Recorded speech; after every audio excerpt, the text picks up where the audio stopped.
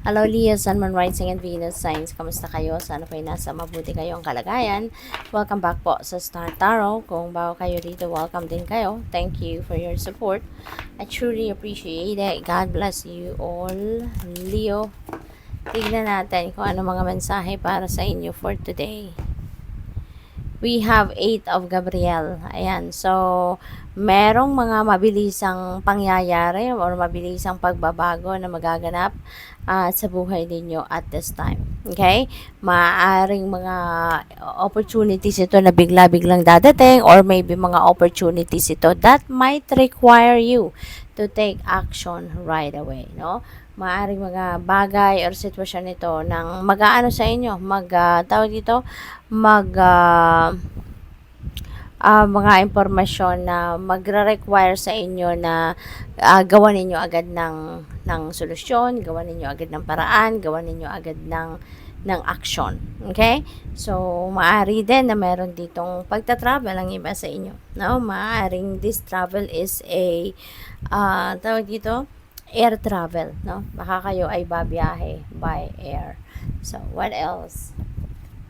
We have 2 of Michael. Okay? So, 2 of Michael. Meron desisyon na kailangan gawin si Leo sa ngayon, but maaring hindi ninyo ito napapagdesisyonan pa, no?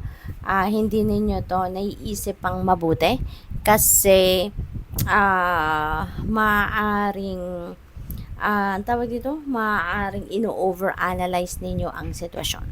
Maaaring naguguluhan kayo kasi possibly baka marami kayong impormasyon na hawak, maraming detalye na hawak kayo, kaya mas lalo kayong naguguluhan. Or probably imagination, no? Baka nasosobrahan kayo ng imagination sa sitwasyon. So, pwedeng ganun ang ganap dito for some of you. What else? We have the Magician. Ayan. So, dito sa Magician, this is a new beginning energy. Meron kayong gustong i-manifest sa buhay ninyo. Meron kayong minimiti sa buhay na gusto ninyo mangyari, gusto ninyo matupad, and you are going to manifest that, no? You are going to do anything and everything in your power to manifest that. Kaya kung ano yung gusto ninyo rito or kung ano yung kailangan ninyo sa ngayon, let's say for example, mga bagay na kakailanganin ninyo para, ma-manifest ninyo or makatulong sa inyo na ma-manifest ninyo kung anong gusto ninyo. Maaaring yan ay susulpot, dadating. It will be aligned, no, to your path ng Divine Universe. Okay? Dahil nga siguro kung ano man yung gusto ninyong ma-manifest sa buhay ninyo na you are going to take action on, baka that is in alignment with your destiny. Kaya susuportahan kayo, papadalhan kayo ng support, no, ng resources, ng mga tao na makakatulong sa iyo or anything, no, na will support, no, kung ano man ang kailangan ninyong gawin. Okay? So that's really beautiful. We have Ace of Raphael, and this is another new beginning energy, Leo. So, sa ngayon, maaaring meron ditong mas magandang mabubuong relationship, no? Kung wala pa kayong karelasyon, wala pa kayong love life, baka ngayon magsisimula kayo na magkaroon ng love life, no? Pwedeng ganon. Or maaari na ang iba sa inyo, Leo, is going to build a more stronger romantic relationship. So, pwedeng ganun din ang ganap dito for some of you. Mas lalo kayong magiging romantic, mas lalo kayong magiging sweet, mas lalo kayong magiging closer, no, to each other. So, what else? We have Ace of Ariel. Wow, napakaganda, Leo. Mayroon tayong another Ace.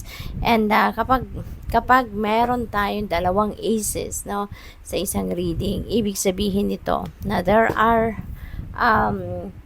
amazing things, no, going to happen sa buhay ninyo. Merong magagandang bagay, pangyayari, sitwasyon na paparating sa buhay ninyo. And this is your lucky day. No, this is your lucky day. And lalo-lalo na pagdating sa pera, tignan ninyo maraming gold coins. No? So, maaaring maraming pera ang dadating sa inyo. Maaaring maraming magkakaroon kayo ng mas maraming oras sa ngayon para sa sarili ninyo or para sa mga bagay na ginagawa ninyo. You will also receive support, no, from other people. At saka pwede rin na magkakaroon kayo ng mga opportunities dito, financial opportunities, katulad na lamang ng trabaho, promotion. Pwedeng meron din kayong may mga offer siguro ng pay raise ang iba sa inyo, yung ganon, no? So, this is really a very lucky day for you, lalo-lalo na pagdating sa inyong finances. Queen of Michael. Ayan, so napakaganda kasi nasa taas niya si The Magician. So nagpapakita lang ito na talaga, no, kung ano man ang balak ninyong gawin, ano man ang sisimulan ninyong endeavor dito, you definitely know what to do, no? You know exactly what to do. Kaya maaaring talagang magtatagumpay kayo or pagtatagumpayan ninyo to agad-agad, no? Hindi ito magtatagal at maa-achieve ninyo yung inyong tagumpay kasi nga you know pretty much kung anong mga steps ang gagawin ninyo, alam ninyo kung ano yung dapat ninyong gawin, ano ang kailangan ninyong gawin. Okay? So, good luck. So, kuha tayo ng final message ninyo, kuha tayo ng isang trinket, and we have owl. Ayan. So, meron tayong owl. So, there's a lot of wisdom, no? There's a lot of wisdom na maaaring matutunan pa ninyo sa ngayon, or yun yung mga wisdom ninyong dati na, no? You're going to use that, no, para makatulong doon sa kung ano man ang mga gagawin ninyo sa ngayon. That is also about intuition. So maaaring kailangan ninyo dito na sundin, no, ang inyong intuition para nang sa gayon magabayan kayo accordingly, no, on how you're going to navigate your circumstances. So good luck. Thank you for watching. Love and light. Namaste.